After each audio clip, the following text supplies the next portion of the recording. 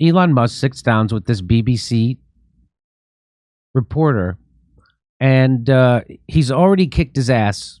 Elon Musk has already kicked his ass about hate speech and censorship, and he caught this guy lying. He's already caught this guy lying. So now this guy wants to move on to COVID.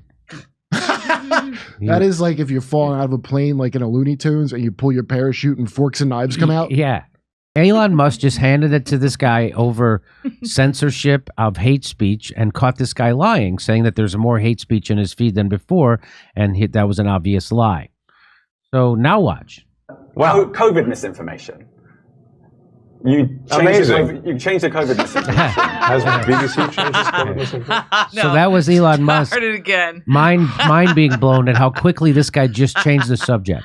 That's what that was. Oh, I thought his mind was blown that he actually thought COVID information was the one he was going to nail. Because the guy goes, oh, is that what you think? I got one here. COVID information. Like he looks delighted with himself that he's like, now I got. Okay. I think that's what he was. Oh, let's watch. Well, COVID misinformation. You changed the COVID misinformation. Has BBC changed its COVID misinformation? The BBC does not set the rules on Twitter, so I'm asking you. No, I'm talking about the BBC's misinformation about COVID.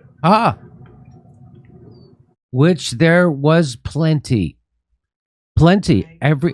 Again, like I like to say, the conspiracy theorists, or the people who didn't go along with the official big pharma narrative, they called them conspiracy theorists. They're 8-0 when it comes to COVID. They were right about masks. They were right about herd immunity. They were right about natural immunity. They were right about transmission. They were right about contraction. They were right about lockdowns. They were right. What weren't they right about? They were right about ivermectin being a human medicine. What? So let's start it again. Well, COVID misinformation. You changed the COVID misinformation. Has BBC changed its COVID misinformation? The BBC does not set the rules on Twitter, so I'm asking you. No, I'm talking about the BBC's misinformation about COVID. I'm literally asking you about, you changed the labels, the COVID misinformation labels. There used to be a policy, and then it disappeared. Why do that? Well, COVID is no longer an issue. Does the BBC... So this guy's asking, hey, how come you're not flagging things for COVID misinformation like before? Because the things that were flagged for COVID misinformation were not COVID misinformation. They were actual information, and it was the establishment narrative that was the misinformation, that you could vaccinate your way out of the pandemic, that if you got the vaccine, you wouldn't get the virus, and that you couldn't spread it. Those were all misinformation. A line of gunshot victims waiting to get in, but they have to be behind the ivermectin people. That's right. All that stuff. People taking ivermectin, waiting, clogging up the ICUs. Those are all misinformation, lies. Hey, the virus, if you said it came from a lab, that was racist. That was also misinformation. That's really amazing. That one of the amount of you're racist, I think, comes from China. Now switching to when are we going to go blow up China? That's an incredible transition. That is. Hold itself at all responsible for misinformation regarding masking and side effects of vaccinations, and not reporting on that at all? And what about the fact that the BBC was put under pressure by the British government to change its editorial policy? Are you aware of that? This is not an interview about the BBC. Oh, you thought it wasn't? Oh my God! So when he can't answer a question, he goes, it's amazing how Elon Musk turned that around on him. And by the way, so I don't know what he's talking about when he says that the British government pressured the BBC to change their reporting on COVID. I wonder what he's referring to there. I wonder what that is. I don't know. I don't know either, but I'm sure he has some inside information. I'm sure he's not just talking out of school. I'm 99%. Were they doing it over Twitter? Is that how he knows? I see now why you've done Twitter Spaces. I am not a representative of the BBC's editorial policy. I want to make that clear. Let's talk about something else. If you want to talk about the BBC, all right. Let's talk about something else. You weren't expecting that. Let's talk about something else. Okay, let's just keep changing the subject. Got you good. Because you keep bitch slapping me left and right. It's just really embarrassing. I am not going to get my own MSNBC show like Mehdi Hassan. Oh Maybe I'll have to say something negative about the gays and get a conservative TV spot like Mehdi did. When Kyle does him is because Elon wants to be cool so bad. If you could see it and all, like, oh, you weren't expecting that. Like he can't help it. This guy's such a dork to get bullied by I guess really a more successful dork. So Elon, people forget, he talked about his side effects. He said, I had major side effects from my second booster shot. Felt like I was dying for several days. Now, if you remember when Dr. Robert Malone came on our show back in 2021, and he told us that you can't vaccinate your way out of this pandemic, and that if you do too much of it, it probably won't be good. He also said that it's not linear. Like, because one vaccine is good, that doesn't necessarily mean 2 is better or 3 is great or 4 is even better. He said it's not linear because one of those could actually have the opposite effect. That's what Dr. Robert Malone said on our show. And we've talked about Joe Scarborough unwittingly revealing that happened to him.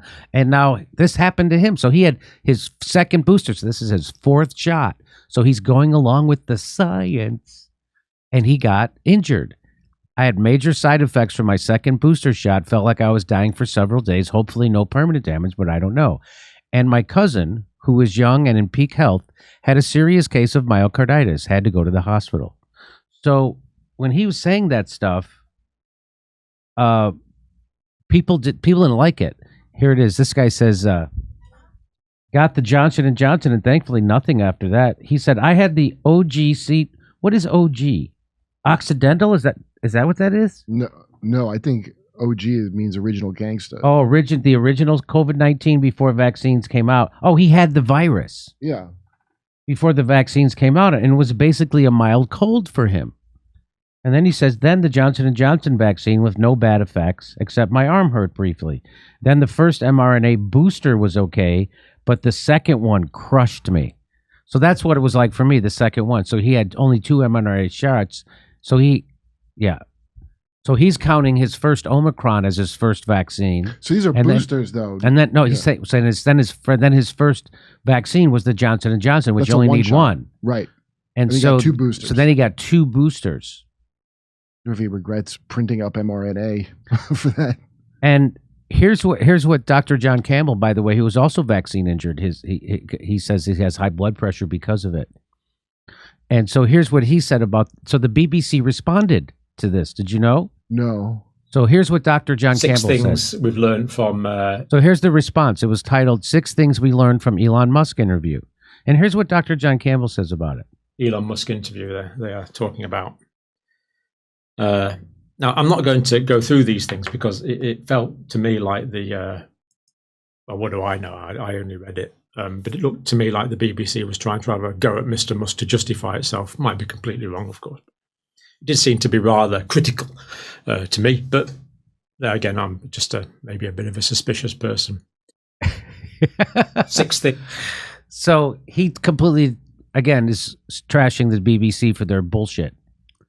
So good for you. And I want to bring up one more thing about all this. So Elon Musk pushing back against the BBC over their COVID misinformation, and Dr. John Campbell also doing the same thing, mocking the BBC response to Elon Musk, revealing them. So now Robert F. Kennedy Jr. is running for president. He's polling very well, by the way. And here's what he said. Of the $319 million Bill Gates gave to the media outlets by November 2021, NPR received $24,663,000, and PBS got at least $4 million. In return, those public interest broadcasters aired flattering reports on Bill Gates' corrupt self-dealing and profiteering on his global vaccine projects and his hostile takeover of the WHO. Gates' climate strategy is top-down social control and geoengineering projects for which he owns the IP.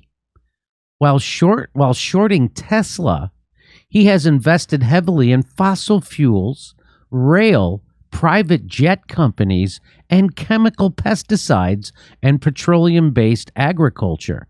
He accurately characterizes his approach as philanthro-capitalism, a strategy of amplifying his billions by appearing to solve social problems with technologies that he controls and profits from. Now, you know, he invested in the Pfizer vaccine $55 million, and then he cashed it out at $550 million. Okay? That's what Bill Gates was doing during the pandemic, while he was telling you you couldn't go to work. So you couldn't make money, but you still had to pay all your bills somehow, but not Bill Gates. Bill Gates made another $500 million from the vaccine as he advocated for mandates and everyone have to take them. And now Robert F. Kennedy Jr. is coming out swinging. And so this was PBS and NPR are now, Elon Musk is now referring to them on Twitter as government media. And they're leaving Twitter because of it, because they don't like that he's telling the truth, that they're government-funded media, because they're government-funded media. And they don't think that they should be called that, even though they are. I didn't know it was even controversial that they were. I didn't know it was controversial either until you treated them like they treated RT or Telesur or Al Jazeera. Right. As soon as you started to treat NPR and PBS like the rest of the press around the world, then they got a problem. So you didn't speak out before this? No, they didn't speak out before this. So the reason why Elon Musk sat down with the BBC was because they did it to the BBC too. They said that BBC is government media. Oh. And so they reached out to Elon Musk to have the British Broadcasting Company. It's like, how could you say that we're state-affiliated media? So this is a big deal that Robert F. Kennedy's doing this. And I'm going to show you in another segment how well he's polling. Yeah. Way better than anybody thinks. And he could, so this is good. This is good that, and this what this tells me is that they're not going to have Democratic debates for president. Yeah. They're not going to let this guy get on stage next to Not Joe a chance. Biden. He's not going to knuckle under like a Bernie Sanders. He's not going to tuck his tail and do the bidding of the military-industrial complex and Wall Street like Bernie Sanders does. He's not going to do that. He's not going to. So that's why we like this guy. But of course, I was wrong about Bernie. But apparently, this guy could take it on the chin a lot more times than Bernie has. He's been taking it on the chin for about 15 years now, since he's been telling the truth about. So that's a big deal. I think that's a big deal. Look at that. Isn't that beautiful? Robert F. Kennedy Jr. comes out, tells the truth about Bill Gates' bullshit. That's a Kennedy telling you the truth about Bill Gates and his media empire bullshit. And his plans to control you through COVID lockdowns, through COVID policy, through international banking policy. That's his philanthrocap. Now, through agriculture, he doesn't want you to be able to eat meat. You have to eat bugs. By the way, he doesn't advocate for pulling in the military, which is probably the biggest climate change global carbon polluter. But he wants, they all want farmers to stop family farming. But we can still do the military. We just opened 3 new military bases in the Philippines. Is that cool? Yes. But you should eat bugs because Bill Gates is doing them. What? What country was that? I don't know if it was Italy, but I want to say Italy, but where there's a little controversy because they're going to say you have to label it if there's bugs. Remember the really? GMO? Yeah, GMO argument where they're like, we'll just put a label on it. And they actually, well, then people won't buy it. People won't buy it if it says GMO. That's right. If you tell them what's in it and you feel that's a good argument. Well, if people know what's in it, they won't buy it. The vaccine is safe and effective, and it will slow the spread of the COVID virus, and it actually keep you from getting super sick, hospitalized, or dead. So that vaccine is fantastic. No matter what anyone said on this show earlier, the vaccine, the COVID-19 vaccine, is unbelievable. My heart swells with pride with how good it works. and it'll keep you from getting sick. Right? That's the important thing. We're telling jokes in Nashville, Honolulu, Los Angeles, Northampton, Massachusetts, Syracuse, Cohoes, New York, Hartford, Connecticut, Baltimore, Chicago, Rosemont, San Diego, and more. Go to jimmydore.com to get a link for all those tickets. Plus, you can watch my new special, COVID Lies Are Funny.